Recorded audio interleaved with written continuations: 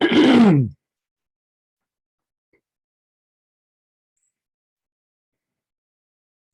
Mike. Hey, Chick, how you doing? I'm doing good. Much better. How are you? Are you and your wife both feeling okay? Yeah, I was just a little queasy this morning, but it's just going away. My wife is like 100% now. But yeah, it's just one of those temporary things. I feel a lot better when I'm reading, I've been reading the last part of the Chaitanya Charitamrita. It's just amazing. It's incredible pastimes of Lord Chaitanya. It's like, if you want to see how to spread Krishna conscious love of God, just follow in his, try to like find out what his emotions were and moment by moment, and you can follow them. And when you do that, you just with the view of like trying to develop love for Krishna, it's just so amazing. It's, an ordinary human being can only taste a drop of that ocean of love of God. The Kṛṣṇa Kaviraj says that, even Ananta with his thousands of hoods wouldn't be able to even finish one day of Lord Chaitanya's pastimes. It's just so voluminous. But, we're just mortals, we can only do what we can do. So here we are, chapter 5. We'll take turns starting it off, so I'll just start reading, I guess. Let's see, how long is this purport here? Not too long. Okay. Chapter 5, Karma Yoga, Action in Kṛṣṇa Consciousness. Text 1. Arjuna Vacha Sannyasam Karmanam Kṛṣṇa Punar Yogam Shamshasi Yachchaya Atayore Kam Tanme Bruhi Sunuchitam. Nishchitam. Synonyms. Arjuna Vacha. Arjuna said, Sannyasam, renunciation, Karmanam, of all activities, Krishna, O Krishna, Puna, again, Yogam, devotional service, Cha, also, Shamsasi, you are praising, yet which Shreya is more beneficial, Eteo, of these two, may come one, taught that may unto me, Bruhi, please tell, Shunichitam, definitely. Translation. Arjuna said, O Krishna, first of all, you asked me to renounce work, and then again, you recommend work with devotion. Now, will you kindly tell me definitely which of the two is more beneficial? Report. In this 5th chapter of the Bhagavad-gītā, the Lord says that work in devotional service is better than dry mental speculation. Devotional service is easier than the latter because being transcendental in nature, it frees one from reaction. In the 2nd chapter, preliminary knowledge of the soul and its entanglement in the material body were explained. Whoops.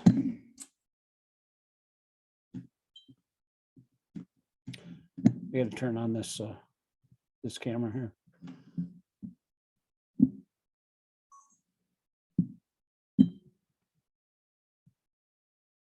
Sorry about that. In case we get cut off. Were explained. Where am I? 4 lines down, how to get out of this material engagement by Buddha yoga or devotional service is also explained therein. In the 3rd chapter, it was explained that a person who is situated on the platform of knowledge no longer has any duties to perform. And in the 4th chapter, the Lord told Arjuna that all kinds of sacrificial work culminate in knowledge. However, at the end of the 4th chapter, the Lord advised Arjuna to wake up and fight, being situated in perfect knowledge. Therefore, by simultaneously stressing the importance of both work in devotion and in action in knowledge, Krishna has perplexed Arjuna and confused his determination. Arjuna understands that renunciation in knowledge involves cessation of all kinds of work performed as sense activities. But if one works in devotional service, then how is work stopped? In other words, he thinks that sannyas, or renunciation in knowledge, should be altogether free from all kinds of activity, because work and renunciation appear to him to be incompatible. He appears to not have understood that work in full knowledge is non-reactive and is therefore the same as inaction. He inquires, therefore, whether he should cease work altogether or work with full knowledge. Go ahead. Text 2. Sri Bhagavan Uvacha. Sannyasa karma yogascha nirreshayas reyasa karavubho teyos tu karma sannyasat karma yoga vishishyate. Synonyms. Sri Bhagavan Uvacha. The Supreme Personality of Godhead said, sannyasa, renunciation of work, karma yoga, work in devotion, cha also, nishreyas yasa karu, leading to the path of liberation, ubao, both, teyo, of the two, but karma sannyasa, in comparison to the renunciation of fruit of work, karma yoga, work in devotion, vivishyate, is better. Translation. The Personality of Godhead replied, the renunciation of work and work in devotion are both good for liberation, but of the two, work and devotional service is better than renunciation of work. Purport. Fruitive activities, seeking sense gratification, are cause for material bondage. As long as one is engaged in activities aimed at improving the standard of bodily comfort, one is sure to transmigrate to different types of bodies, thereby continuing material bondage perpetually. Srimad Bhagavatam 5:5-4-6 confirms this as follows. I can read this. Okay. Then you can. Nunam pramata kurte vikarma yadindriya pritiya naprinoti nasadamanye yata atmano yam asana piklesha ashadeha per arabhavas tavada bodha jato yavan najanasata atmatatvam yavat kriyas tattva midam manovai karmatmakam yena sharira bandha evam mana karma avasam pranyukte avaida vyatmani apayina upadiyamane mane pratir na yavan mai vasudeve namuchya dehara yugena yatadvat. You could go ahead and read this next paragraph. Sure. People are mad after sense gratification, and they do not know that this present body, which is full of miseries, is a result of one's fruitive activities in the past. Although this body is temporary, it is always giving one trouble in many ways. Therefore, to act for sense gratification is not good. One is considered to be a failure in life as long as he makes no inquiry about his real identity. As long as he does not know his real identity, he has to work for fruitive results for sense gratification. And as long as one is engrossed in the consciousness of sense gratification, one has to transmigrate from one body to another. Although the mind may be engrossed in fruitive activities and influenced by ignorance, one must develop a love for devotional service to Vasudeva. Only then can one have the opportunity to get out of the bondage of material existence. Yeah, this is really important. It's a warning. This is a warning, you know. This is what Rishabdev is telling. I think this is, it's from the 5th canto. Rishabdev's telling his sons, you know, this to act in sense gratification is not good. Let's just take turns reading here. This is a long purport. Therefore, gyan, or knowledge that one is not this material body but spirit soul, is not sufficient for liberation. One has to act in the status of spirit soul, otherwise there's no escape from material bondage. Action in Kṛṣṇa consciousness is not, however, action on the fruitive platform. Activities performed in full knowledge strengthen one's advancement in real knowledge. Without Kṛṣṇa consciousness, mere renunciation of fruit activities does not actually purify the heart of the conditioned soul. As long as the heart is not purified, one has to act on the fruitive platform. But action in Kṛṣṇa consciousness automatically helps one escape the result of fruitive action so that one need not descend to the material platform. Therefore, action in Kṛṣṇa consciousness is also always superior to renunciation, which always entails a risk of falling. Renunciation without Kṛṣṇa consciousness is incomplete. As confirmed by Srila Rupa Goswami's Bhakti Rasamrita Sindhu 12258, Prapan Chikataya Buddhya Hari Sambandhi Vasana Mukshibi Prityago Pravaryam Vairagyam Falgu Kartite. Go ahead. When persons eager to achieve liberation renounce things related to the Supreme Personality of Godhead, thinking them to be material, the renunciation is called incomplete. Renunciation is complete when it is in the knowledge that everything in existence belongs to the Lord, and that no one should claim proprietorship over anything. One should understand that factually nothing belongs to anyone. Then where is the question of renunciation? One who knows that everything is Krishna's property is always situated in renunciation.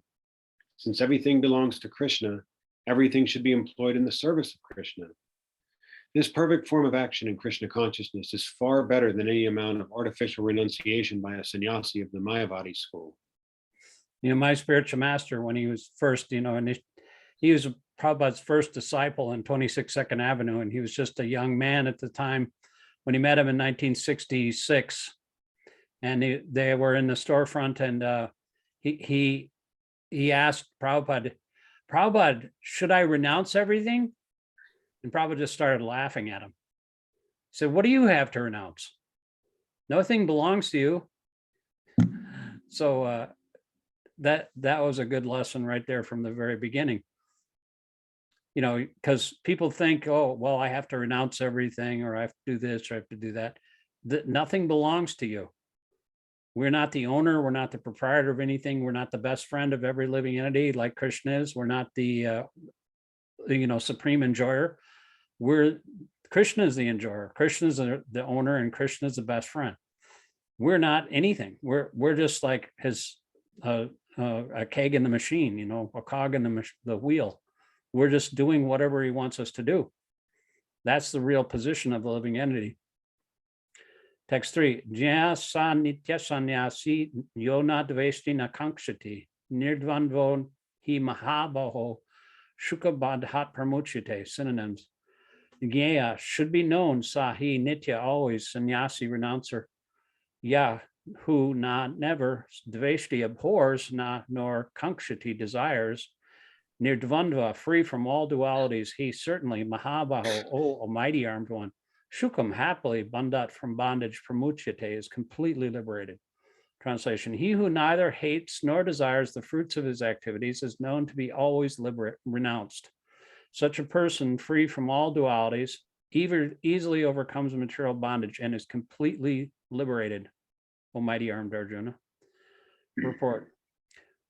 One who is fully in Kṛṣṇa consciousness is always a renouncer because he feels neither hatred nor desire for the results of his actions.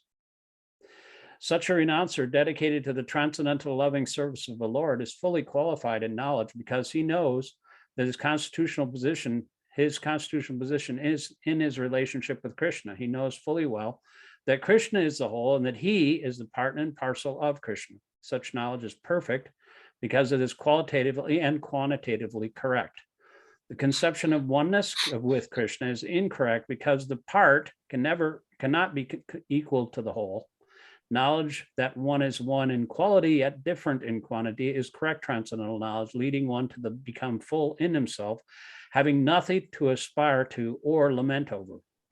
There is no duality in his mind because whatever he does for Krishna. Being thus freed from the platform of dualities, he's liberated, even in this material world. Go ahead. Text 4. Sankhya Yoga Prithag Bala Pravandantina Pandita Ekamapi Asthita Samyag Ubhayor Vidante Phalam. Synonyms. Sankhya, analytical study of the material world. Yoga, work in devotional service. Prithak, different. Bala, the less intelligent. Pravadanti, say, never. Pandita, the learned. Ekam, and one. Api, even. Ashtita, being situated. Samyak, complete. Ubhayo, of both. Vindate, enjoys. Phalam, the result. Translation.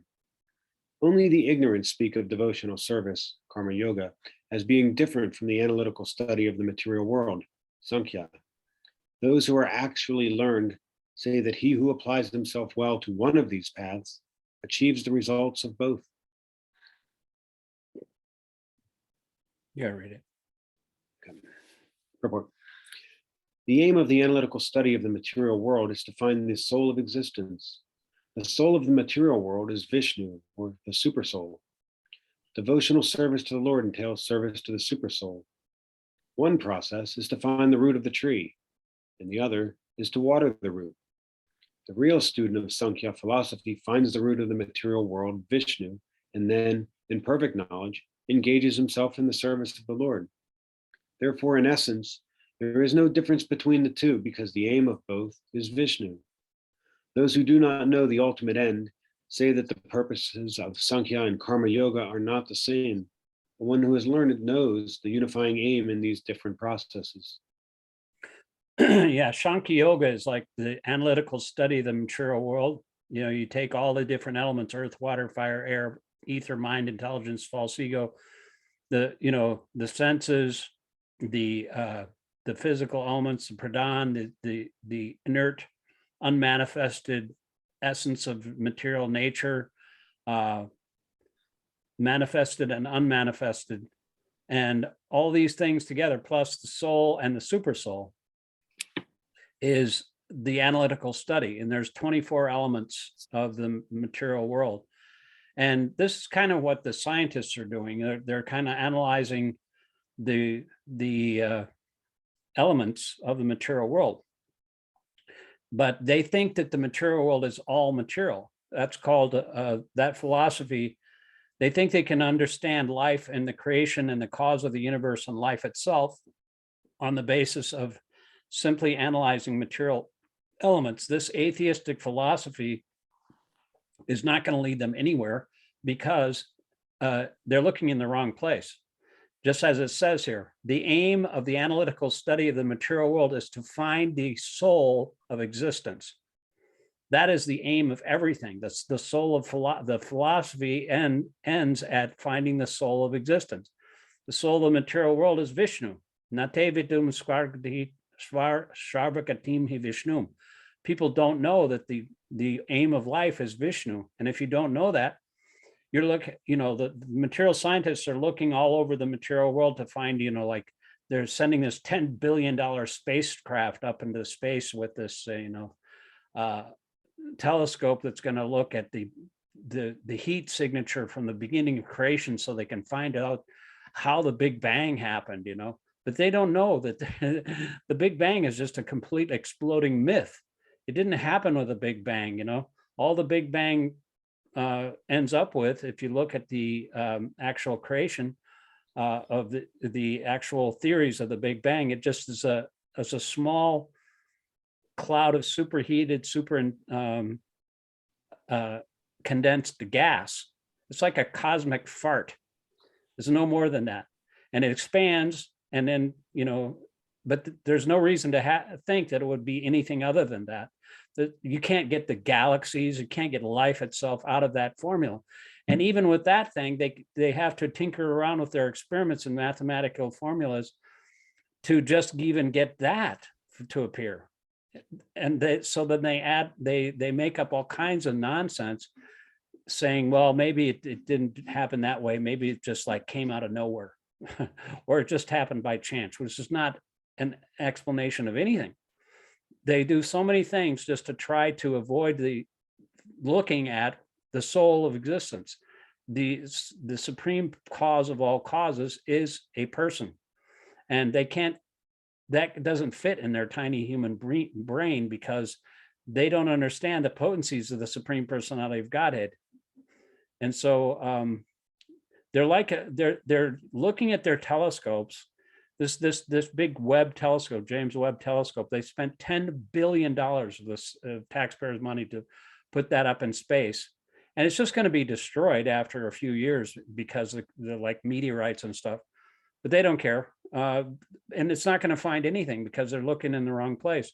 But they're kind of like, they're looking for the cause of creation because they want to replace God. They want to be God themselves. So they want to have an alternative explanation of everything so that they can be the authorities. So they make up all this crap, and then they spend all kinds of taxpayer money on it. And they think that by analyzing the material world, they'll find the root of everything. And they want to put all of this knowledge into some grand unified theory that you can put on your t-shirt, like E equals MC squared or something like that, and then explains everything. But it's more complicated than that. because, Krishna is way beyond any kind of simple mathematical formula. It's called materialistic reductionism. The material world and life itself and the origin of creation can't be reduced to a simple formula. It's way more complex than that. And so they're kind of like, you can see why they're doing it. They want to look at things because that's the only access they have. They're through their empiric knowledge gathering senses, or with the experimental, or with their telescopes or things that analyze the material world in a more minute way. They have all these things, but those are also imperfect. Our senses are imperfect. We make mistakes. We have a tendency to cheat, and all these things are imperfect. But if the knowledge comes down from the right source, then you can actually find the source of everything. So they're looking at material world, and they're like a man. The Origins magazine puts it this way: they're like a man that lost his keys in the driveway, right? You go out and start your car, and then you lose your keys in the driveway. But he can't find his keys in the driveway because there's no light there. But he goes out to the street to look for them in the street because there's light there. The street lights light the street. So he's looking in the wrong place. And so they're spending $10 billion on this stupid telescope, which Prabhupada said all this space crap is just like a useless, childish waste of time and money. And all these billionaires are, pumping their egos up with either their penis rockets that they shoot up into space, that actually look like phallic symbols, just to pump up their own ego. And it does nothing. It doesn't do anything for the world besides, making them big men. And meanwhile, that they're draining the government coffers and for taxpayers' money, and we have no say about it. That's why Prabhupada was so strong about these things. It's just a waste. And but so the whole point of this verse is that you have to the analytical study of the material world, Sankhya Yoga, is kind of like science. And then devotional service, Karma Yoga, working for Krishna and offering all the results to Krishna. Those are two different things. But actually, the result, if you do everything perfectly with the aim of understanding the soul of existence, then the aim of one, that's a unifying aim in both of these processes. And that's what Arjuna didn't understand.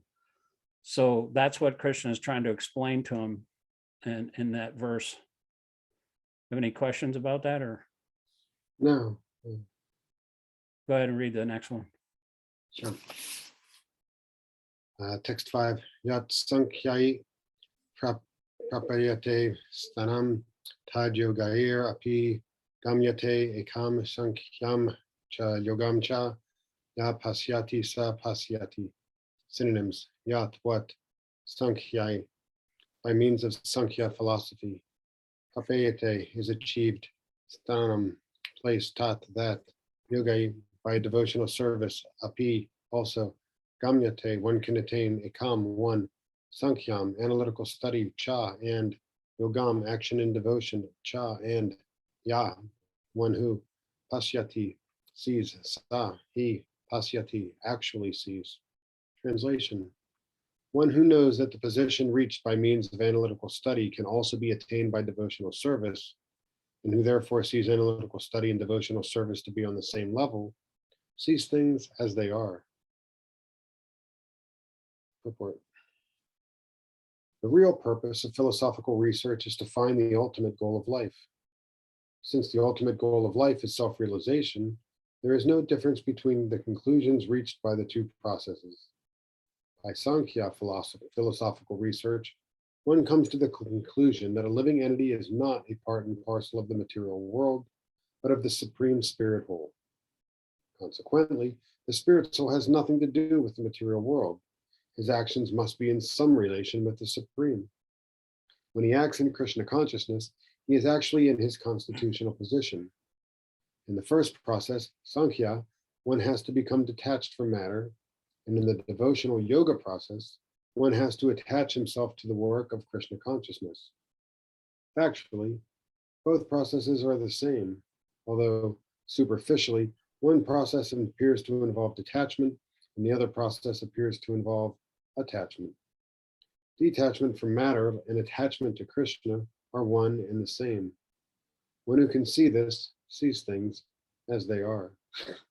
But that's the thing that, devotional service is easier than detachment, because even though that's helpful, it's not enough to know that you're not the body. You have to actually engage in service in order to realize that you're not the body. So devotional service is a easier thing to understand, because then you can realize that when you're engaged in service, you're automatically detached from matter. And when you become attached to Krishna, you're automatically detached from matter.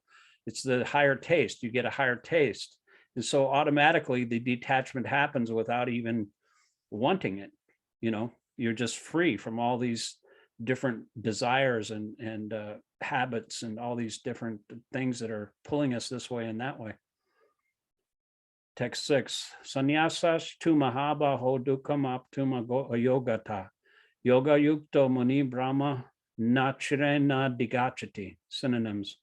Sannyasa, the renounced order of life, two, but mahabaho, O mighty armed one, dukkam, distress, aptum, afflicts one with ayogata, without devotional service, yoga yukta, one engaged in devotional service, muni, a thinker, Brahma, the supreme, nachirena, without delay, adigachati, attains.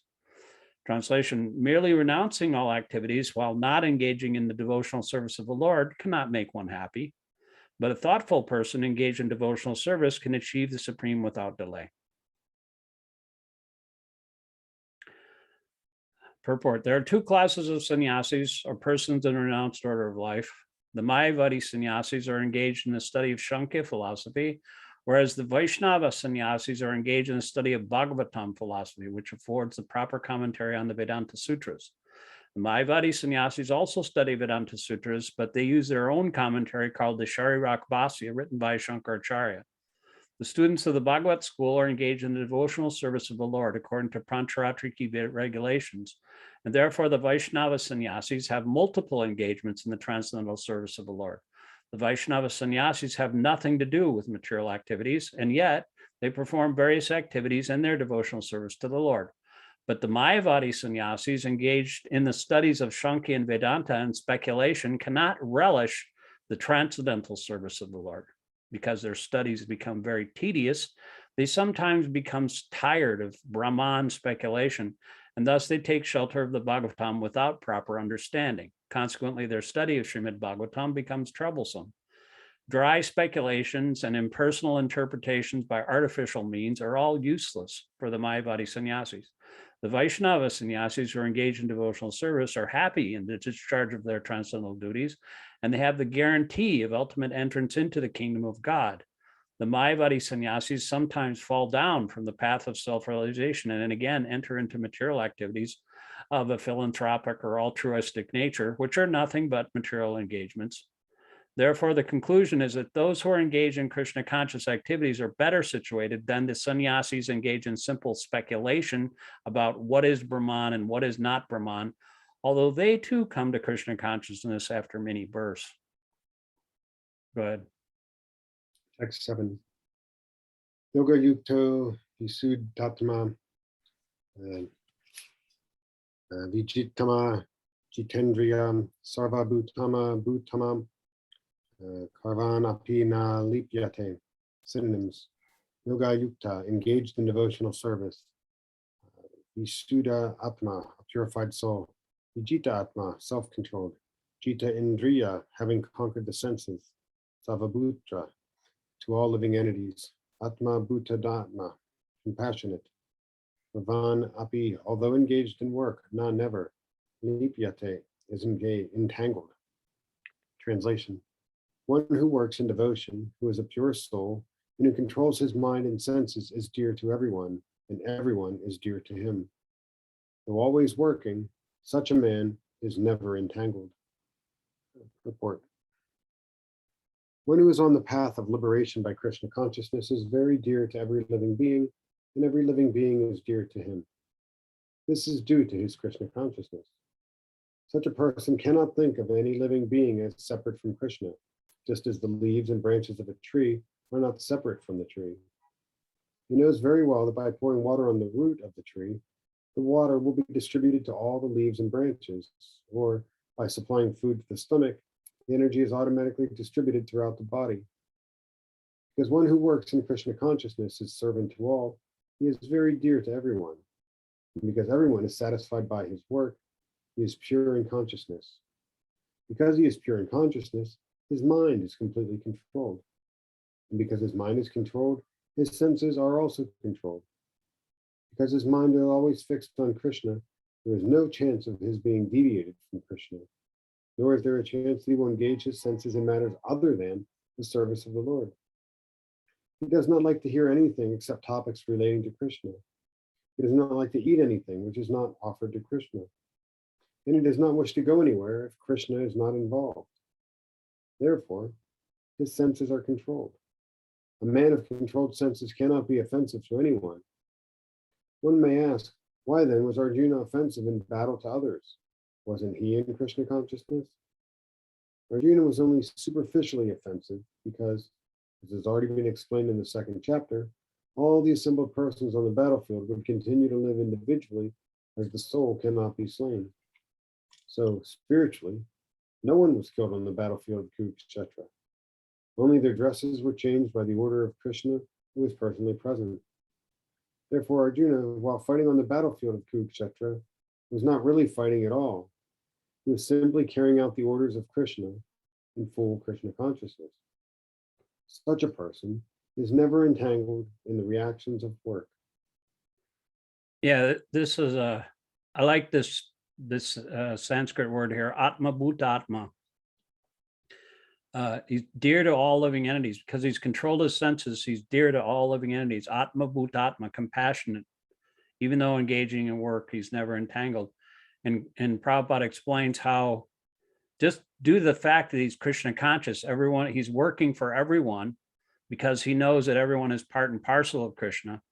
Therefore, everyone is satisfied with his work. And because everyone's satisfied with his work, he's pure in consciousness. Because he's pure in consciousness, his mind is controlled. His mind is controlled, his senses are controlled. Because his mind is fixed on Kṛṣṇa, there's no chance of being deviated from Kṛṣṇa. He has one pointed. It says in another place in Bhagavad-gītā, those who are on this path are resolute and their determination is one. Those who are not on this path are irresolute and their path is many branched. Everybody's splayed out all over the place because everyone has their own agenda and desires and selfish desires, and they're not really on the path that's harmonious to every single living entity. As someone's in harmony with nature and with God as he created it, one who doesn't engage in sinful activities, everyone's pleased with such a person. He doesn't suffer any kind of reactions. His mind is clear and he proceeds straight on the path back to Godhead, because it's the path back to God is very narrow, but in the path to hell is so many different branches that you could go, and lust, anger, and greed are the gateways to that kind of hellish existence. But just surrender to Kṛṣṇa, and then that everybody will be pleased with your work. That's all. It just surrender. Simple as that. Text 8 and 9. Naiva kinchit karot miti yukto manyeta tatvavit pasyan shrinban sparsam jigran asan gachan swapan srasan pralapam visrijan graha grinan unmisan nimisanapi indriyanin driyarteshu vartanta iti darayan. Synonyms: na, never; eva, certainly; kinshit, anything; kromi, I do; iti, thus; yukta, engage in the divine consciousness; manyeta, thinks; tattvavit, one who knows the truth; pasyan, seeing; shrinvan, hearing; sprishan, touching; jigran, smelling; asan, eating; gachan, going; swapnan, dreaming; svasan, breathing; pralapan, talking; vrishrijan, giving up; grihan, accepting; Unmisam opening, nimisam closing, api in spite of indriyani, the senses, indriyarteshu in sense gratification, vartante, let them be so engaged, iti thus daryan, considering. Translation, a person in the divine consciousness, although engaged in seeing, hearing, touching, smelling, eating, moving about, sleeping, and breathing, always knows within himself that actually he does nothing at all. Because while speaking, evacuating, receiving, or opening or closing his eyes, he always knows that only material senses are engaged with their objects and that he is aloof from them. Purport. A person in Kṛṣṇa consciousness is pure in his existence, and consequently he has nothing to do with any work which depends upon 5 immediate and remote causes: the doer, the work, the situation, the endeavor, and fortune. This is because he's engaged in the loving transcendental service of Kṛṣṇa.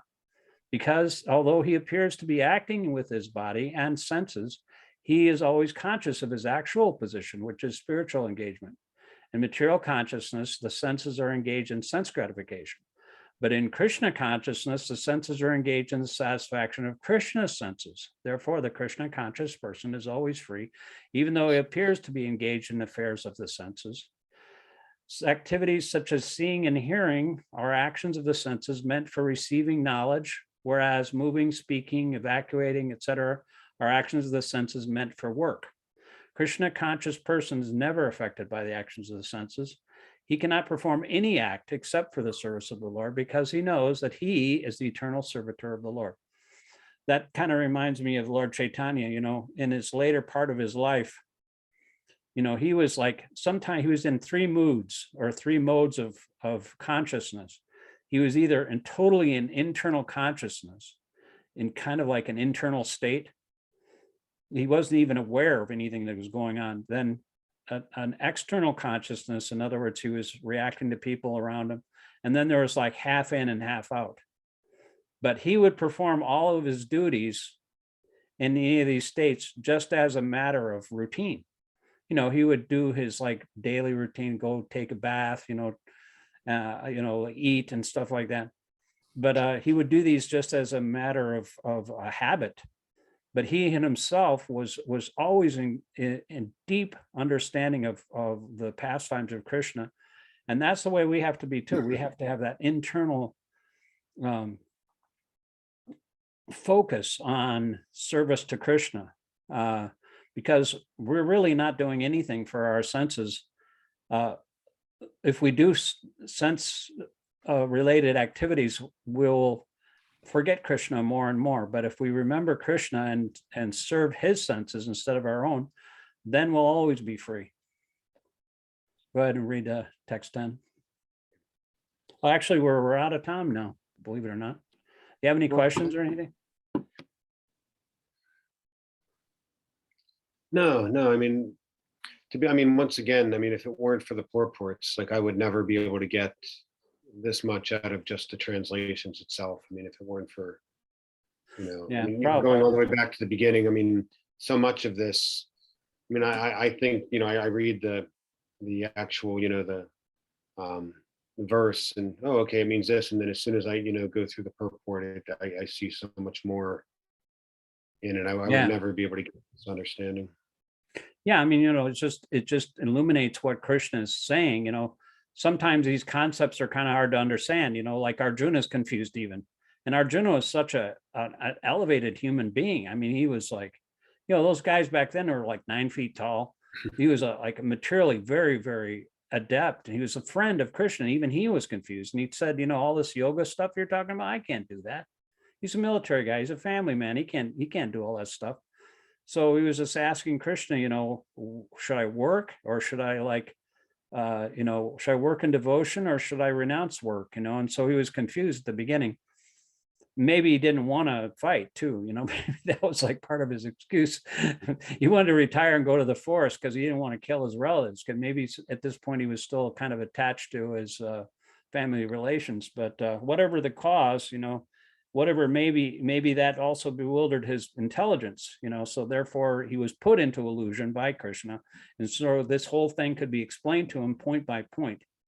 And Kṛṣṇa explained it, and He got the whole thing in like 45 minutes. So, all these people are way, way more advanced than we could possibly. We have to read this again and again and again in order to actually understand it. And we have to have a spiritual teacher to explain this who has actually lived it in his life and is actually reflecting the knowledge as it's coming from Kṛṣṇa himself, But that's the key, if you're on the path and actually reflecting or you're the medium for this knowledge, you can present this knowledge to others in a way that makes sense. Prabhupada's purports, he explains all these different points that make sense in regards to this absolute truth. So when you explain it like that, that's like a first-class devotee. Second-class devotee, he knows, he has faith in Kṛṣṇa, but he may not be able to explain all the purports and everything perfectly. But a pure devotee like Prabhupada, he actually understands how to present all these things. He's living it because he's totally surrendered to Kṛṣṇa. He doesn't speak one word apart from Kṛṣṇa's will, and he knows how to present it to others. And Kṛṣṇa is bringing everybody back to Godhead by a gradual, step-by-step place wherever we are in life. It doesn't matter where you are either. You don't have to have any qualification. There's no caste, creed, color, gender, any kind of disability. Even if you don't read, you don't have to do any of that. Everyone is open to this knowledge, and Kṛṣṇa can take you from wherever you are, even if you're a dog eater. He said, if you're a devotee and if you're a dog eater, if you actually are devoted to Kṛṣṇa, you're better than a Brahmana, So that's like the all-inclusive liberal part of Kṛṣṇa consciousness, is so wonderful, which is all-inclusive, universal, kind of unifying feature that's non-sectarian. It's not this. It's open to all. That's what Lord Chaitanya is. He just wanted to make people happy, and he knows how to make people happy. He was just totally in love with Kṛṣṇa, and everybody in Vrindavan is totally in love with Kṛṣṇa. And our goal is to enter into Vrindavan and be with Kṛṣṇa in the spiritual world. That's the goal. So, that's what the Bhagavad-gītā is, KC 101, Kṛṣṇa Consciousness 101. It starts with surrender, and then it goes on to the Śrīmad Bhagavatam, which tells about all the devotees and how these different pastimes and how Kṛṣṇa acted and how the devotees acted. And then the super advanced postgraduate studies of Chaitanya Charitamrita, which is just out of this world, unbelievable, intense manifestations of ecstatic bodily transformations and ecstatic emotions that Lord Chaitanya had that nobody's ever seen on this planet ever. Like I was just reading how he would escape from his room. Sometimes he would be chanting really loud, and then all of a sudden they wouldn't hear anything, and he would be like, all the doors would be locked, and he'd be outside. He'd be sitting in like a cow shed, and all the limbs of his body would be contracted. He looked like a turtle, and the cows were licking his body, and he couldn't even keep the cows away because they were attracted to his body.